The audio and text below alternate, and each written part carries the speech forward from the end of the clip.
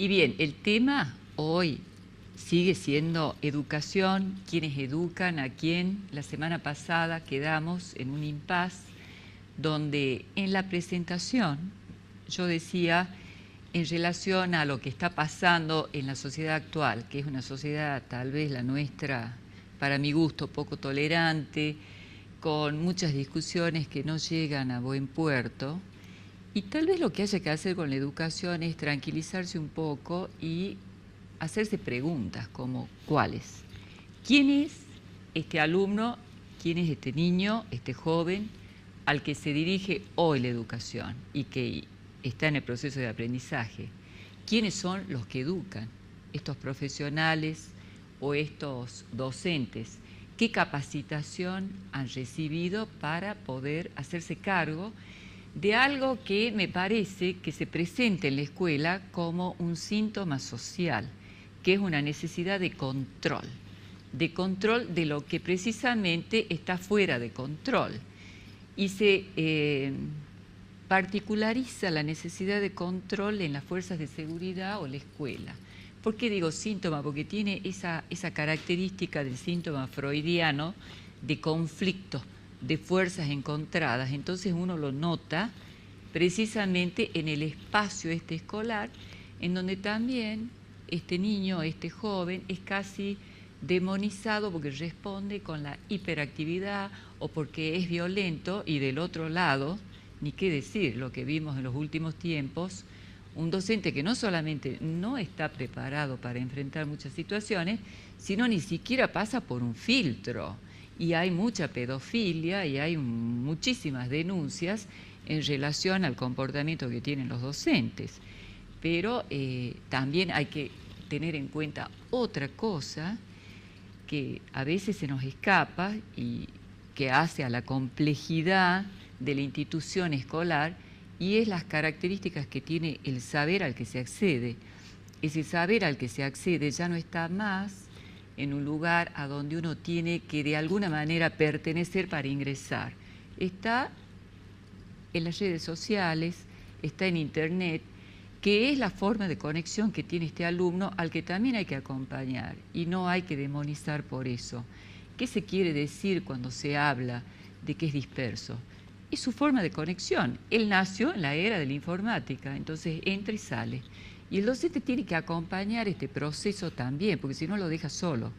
Digo, el docente, los padres, lo deja solo ante un conocimiento que lo consume al niño, porque es tan vasto y hay de todo. Lo que uno encuentra es de todo. De hecho, en otras oportunidades hablamos de la relación entre la trata de personas y las redes en informática y la necesidad de poner filtros. Pero bien, el tema hoy, la educación, con un lindo panel. Nos vamos a un corte y ya volvemos.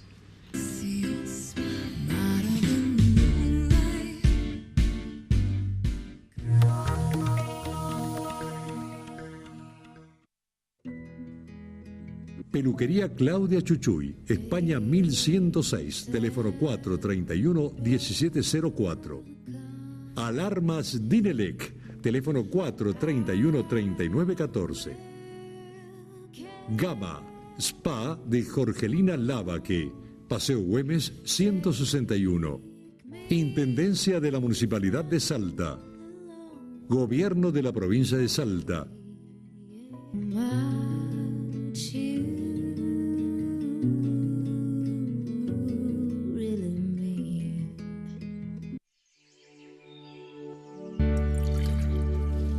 Los salteños tenemos la fuerza para arrancar todos los días con las mismas ganas.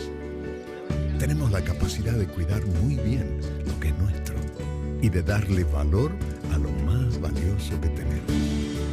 Los salteños tenemos la decisión de mejorar todo eso que puede ser mejor, ya sea con lo último en tecnología, con una pala o con una palabra, pero siempre con compromiso.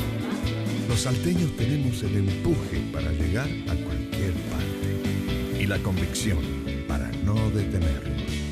Los salteños tenemos compañía y es de todos.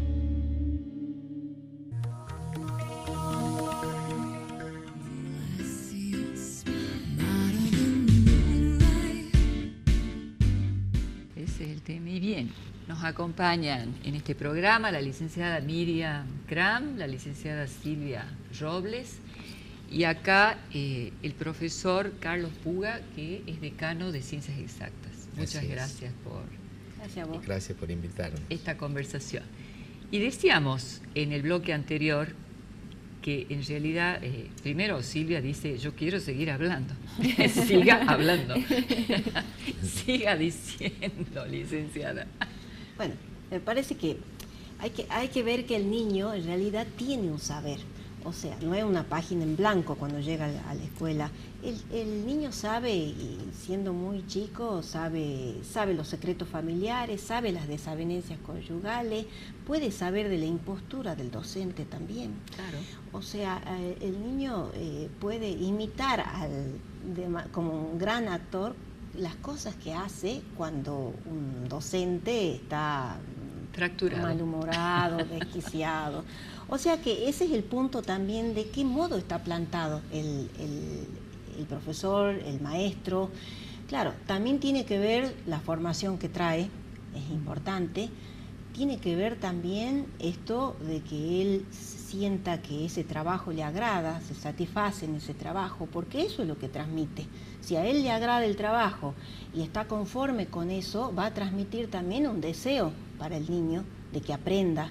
Pero entonces no es solo una cuestión de un sistema, si funciona o no, sino que es la misma presencia del docente. Yo creo que ese es un pilar fundamental cuando uno ve un caso de fracaso escolar y empieza a conversar con el niño y se da cuenta que hay una desvalorización de esta autoridad docente. El punto es, para no entrar en algo que yo detesto, que es eso de echarse culpas, pero sí le busquemos otra palabra. ¿Cuál es la causa por la cual este docente no es legítimo en su posición? A mí me parece que, en primer lugar, la sociedad nuestra todavía no ha tomado conciencia de lo importante que es el lugar del docente y el lugar de la autoridad, empezando por la trama familiar, que tiene que dejar de banalizarse el ejercicio de la autoridad desde que el chico nace. No podemos seguir con estos padres infantiles que quieren ser más chicos que los chicos o que simplemente se desentienden de su rol, el que les toca, porque es complicado hacer un sujeto. No es algo que, como una manzana que cae del árbol. Hay un proceso de construcción de las personas en general, que lleva su tiempo, y somos una raza absolutamente desamparada como para que encima nos toque una civilización que banaliza nombrar las cosas y además ejercer la autoridad y poner un límite correcto. Entonces el chico también reacciona ante eso. Yo creo que reacciona por esa permisividad estúpida que tienen los adultos, que no lo ayudan precisamente a crecer. Si uno deja pasar cosas que son muy complicadas y no las nombra, y dice, eso no es estigmatizar, es ponerle un nombre, es decir, bueno, oíme, vos no podés partirle la cabeza con la regla a tu compañero y lo dejo hacer, es un episodio de violencia, está sangrando, eso tiene nombre y apellido. Hasta acá llegó tu límite y así por delante. Entonces creo que también este docente necesita un amparo institucional. No me olvidaré como docente de un juicio que nos inició al rector y a mí una alumna porque no lograba pasar un examen sin saber. Y yo dije, me voy yo de la universidad, pero ella no aprueba porque no sabe. Y hay que ver cuál es la causa de su fracaso, qué le pasa, si es que ella realmente está con... Pero hay que nombrar las situaciones, no hay que banalizarlas. Así es. Yo retomo el tema de cómo la masividad en la universidad, que también yo la he notado en alguna oportunidad que trabajé en la escuela secundaria, se llamaba en esa época, que había muchos alumnos y que eran muchos, eran muchas personas diferentes para un solo profesor. Y en la universidad pasa lo mismo. Entonces, a veces yo me encuentro con alumnas que se reciben ahora que hoy hemos tenido una colación de grados, ahora que tengo el gusto de entregar los diplomas y bueno, las saludo a veces diciéndoles que no las recuerdo, que no las conozco, y ella me dice que ha sido alumna mía. Y eso a mí por lo menos me golpea, me hace sentir como en falta. Claro. Pero en realidad la masividad muchas veces conduce a ese tipo de distancia entre el que transmite un conocimiento que es, por lo menos en mi facultad, que es duro, que es vasto, que es extenso, en el que vos no podés perder un segundo para hacer otra cosa que no darlo, y bueno, y el que lo está recibiendo, que vos a veces ni siquiera le mirás la cara, ¿no? Entonces creo yo que en otros lugares, como vos nombrabas, donde la educación es más tenida en cuenta, es más valorada, la relación entre un docente y sus alumnos es mucho más estrecha porque un docente capaz que atiende 20 alumnos, o 15, o 12, como en medicina. En medicina existe esa limitación por el tipo de carrera, que un docente no puede tener más de 12 alumnos. Y ahí uno puede quizá acercarse más al estudiante y saber más de lo que a él le permite o aprender rápidamente o no aprender directamente. Claro. Yo mientras escuchaba también pensaba en las cosas lindas que pasan en las escuelas. Así ¿no? es. Porque pasan muchas cosas lindas y también cuando nos animamos a romper estructuras.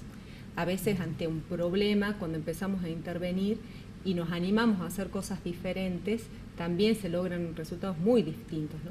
Nosotros teníamos un grupo de adolescentes y jóvenes con discapacidad, con sobredad, dentro de las escuelas especiales, y se empezó a implementar un programa que se llama Terminalidad, que justamente busca a los chicos que tienen sobredad y que están en la escuela, darles una nueva estrategia para facilitar el fortalecimiento de ciertos aprendizajes.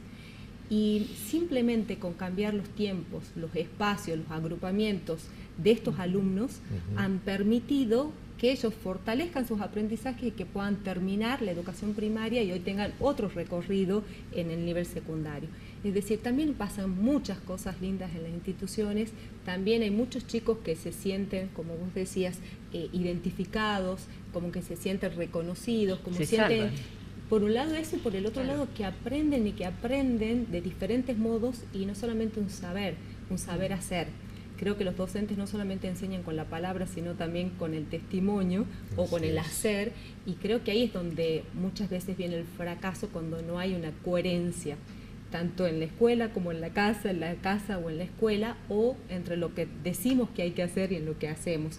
Es decir, el chico, como vos dijiste, está en otra época donde va y viene, donde continuamente está con muchos ejes de atención y que está observando eso, mi coherencia en lo que hago, en lo que digo, en cómo lo hago, y a partir de eso también vamos aprendiendo. Pues es que me parece muy interesante esto de permitirse tal vez salirse del cuadro tradicional de la enseñanza para dar una respuesta eficiente a una dificultad de aprendizaje con esto que vos nombraste, terminalidad para un niño, ¿sí? Exacto. Yo creo que toda la escuela tiene que pasar por este proceso exactamente, que es lo que hizo Europa, algunos países que son a los que mejor les va, en donde han sido tan revolucionarios que han cambiado edad de ingreso. Cantidad de conocimientos no existe. Perfil y objetivo de la institución educativa hacer de este niño, precisamente porque el saber cambia absolutamente de lugar y ya no está en un socavón, como decía, o en una biblioteca o en una especie de logia cerrada, a donde uno para poder ingresar tiene que pertenecer durante... No, acceden de otra manera. Entonces lo que han hecho es poner otro tipo de objetivos para la educación, o sea, no tanto la cantidad que siempre nos angustió a los docentes porque no llegamos con el programa, sino alguien capaz de abordar lo que a lo mejor no pudo en este proceso durante este año, pero resolvió una dificultad que puede haber sido su fracaso como sujeto del aprendizaje, ¿eh? se me pasan, yo he sido docente toda mi vida, pero gente que no podía y respondía a lo mejor con un silencio en un examen. Que cuando uno lograba conversar fuera del espacio del examen, en relación a su silencio, era suficiente una pregunta, y a lo mejor un caso particular que una vez vino a agradecerme por la pregunta, después que se recibió, y me dijo, usted me salvó, y yo nunca supe que había sido alguien que había podido a lo mejor preguntarle por qué tenía en ese momento esa actitud de tristeza. Fue lo único que hice. Y porque en realidad el niño y también los estudiantes universitarios tienen que ser alojados, un lugar en el docente. O sea, esto de poderlo escuchar fuera del aula implica darle otro lugar. Entonces, me parece que eso implica este lugar del profesor actual, porque el niño actual, si bien los niños han sido siempre niños, pero de todos modos es un niño que maneja internet, hay cámaras de vigilancia, en las escuelas, o sea, tiene otro mundo del cual él se va rápidamente apropiando. Entonces, él tiene una cuestión con los adultos donde hay que convencerlo también que lo que el profesor le enseña le va a servir para algo. Yo escucho a los niños, a los 13, 14, 12, que no saben para qué le va a servir la biología o para qué le va a servir la geografía. Entonces, no solo hay que darle conocimiento, sino decirle que eso le va a servir en su vida para determinadas cosas. O sea, me parece que hay que abrir un poco porque el chico ahora tiene mucha información. No pasa por la cantidad que uno tiene que transmitir, sino en todo caso por la conexión del niño con esa información y por la calidad. Hay que enseñarle a elegir conocimientos de calidad, porque si uno le enseña cuáles son las mejores conexiones, el chico se conecta. Es más, yo he aprendido de mis alumnos, especialmente los chicos que están en comunicaciones, a quienes les agradezco muchísimo. Me han dado clases de cómo conectarme con un saber que yo no tenía. ¿Qué le vamos a enseñar? Nos van a enseñar ellos. Simplemente hay que ponerse de acuerdo con el nuevo perfil de la educación.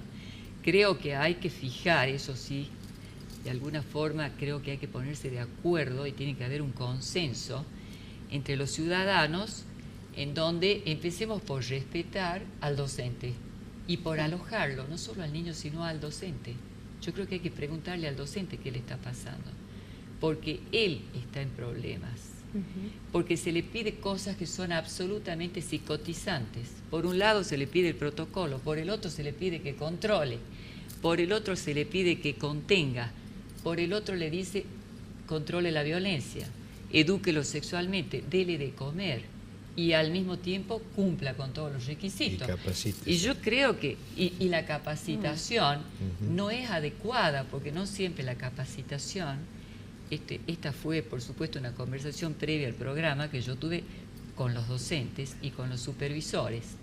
¿Cuál es la queja, Roberto? La queja es que la capacitación no responde al problema del aula, la más grave de todas.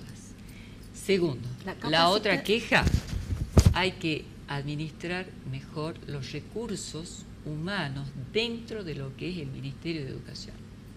Eso. Tienen recursos excelentes, hay que poner a las personas en el lugar que tienen que estar, como Miriam. Gracias. Yo sé que Miriam va a hacer bien su trabajo, me consta que está puesta en el lugar. Una de las formas de capacitación sería que el docente pueda autorizarse a ser el docente que va a poder transmitir la cultura.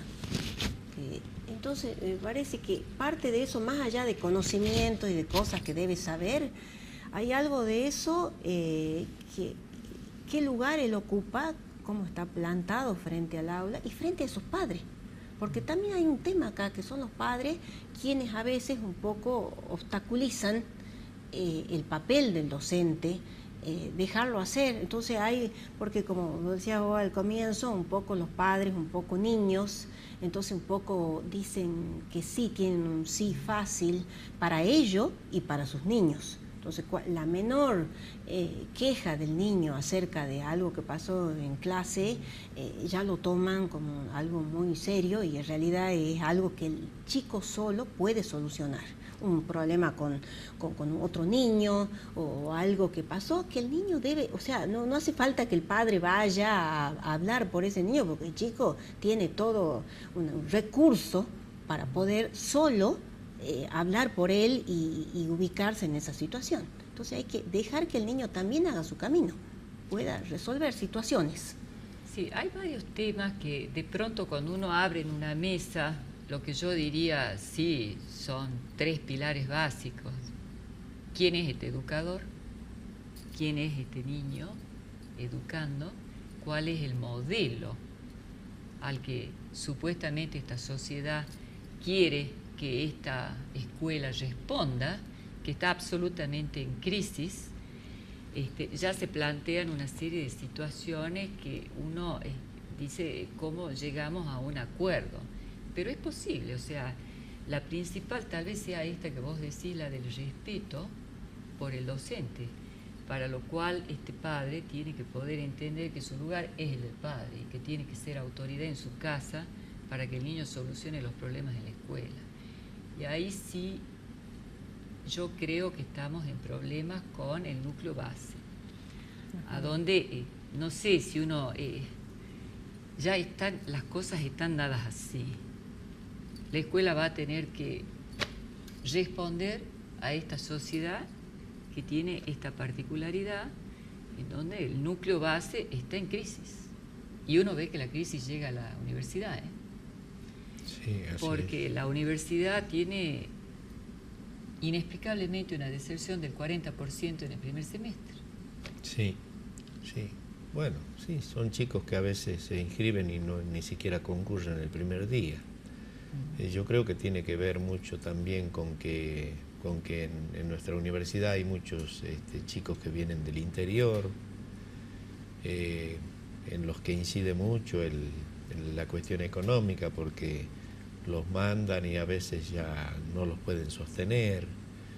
El desarraigo en los chicos del interior se nota mucho. Yo he estudiado lejos de mi casa y yo me acuerdo que era un problema grave para mí, la lejanía con la familia, con mi grupo, con mis amigos. Y bueno, y el chico que viene del interior de Salta, yo creo que tiene agudizado ese perfil de pertenencia al lugar de donde viene, y muchas veces no resiste, y muchas veces se aísla y no forma grupos, y eso yo creo que lo debilita rápidamente. Y la cuestión económica hace el resto. Así que ese es un tema importante, porque nosotros diseñar una institución para recibir a 13.000 alumnos es un esfuerzo grande. Claro.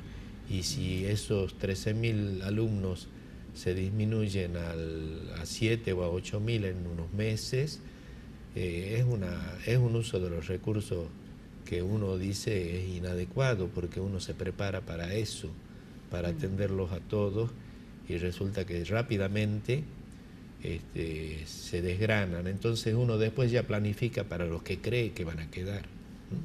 A mí me parece que los países que hoy se consideran exitosos en la educación, lo que han hecho en un momento de crisis como el nuestro es cambiar el rumbo, porque nosotros tenemos condiciones absolutamente para salir adelante. Entonces lo que hay es que cambiar el rumbo en términos de qué es lo que se espera de las escuelas y de las universidades y a dónde está la falla.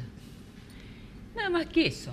Si tenemos instituciones creíbles, si la sociedad se pone de acuerdo en esto, y si nosotros podemos nombrar de otra manera el objetivo, que no sea solamente como fue en otras épocas, recibirse con cierta cantidad sino lograr la inclusión y la conexión con el saber, posicionarlos a los docentes y que haya un acuerdo social para que la escuela sea respetada, estamos posicionados en el lugar a donde tenemos que estar y para competir con cualquier país del mundo. Los profesionales argentinos son buenos. Así es, yo quería mencionar eso, lo que mencionaba hace rato Miriam, ¿no? De las cosas lindas que también ocurren en la universidad. Nosotros hoy justamente hemos dado títulos a más de 200 chicos que se han recibido y desde que yo estoy en la gestión vamos dando más de 4.000 títulos. Es decir, hay muchos que por supuesto se sostienen y que después consiguen trabajo rápidamente, que son demandados por empresas nacionales e internacionales, que tienen muy buen desempeño. Nosotros tenemos muchos doctores en física que triunfan en el Instituto de Balseiro, que están en todo el mundo. Así es. Esas son las partes lindas, pero yo digo, tantos alumnos que llegan y tantos alumnos que se pierden rápidamente, aunque el paso por la universidad ya es para el estudiante algo que lo cambia y que lo posiciona de otra manera ante la vida. Y porque la escuela en realidad, desde que el niño comienza, está para separar. O sea, entonces lo que sucede, lo que vos comentás acá, en relación a que hay un desarraigo y les cuesta, digamos, estar en Salta, pero es que ese proceso tiene que empezar desde esa separación de la familia, del grupo familiar, o separación entre comillas, ¿no es cierto? Tiene que, de poder arreglarse solo con su vida, tiene que comenzar en los primeros años de vida, donde la familia tiene que dejarlo, que él pueda. Ahora, eso es lo que se replantearon en los países europeos, que lo separan a los 7 años, no a los 3 y a los 2. Algo están reconsiderando. Yo creo que esta mesa va a tener que continuar otra semana más, pero ya acá el tiempo se nos terminó. Muchas gracias. Bueno, gracias a vos. Y a ustedes por acompañarnos. Hasta la semana que viene.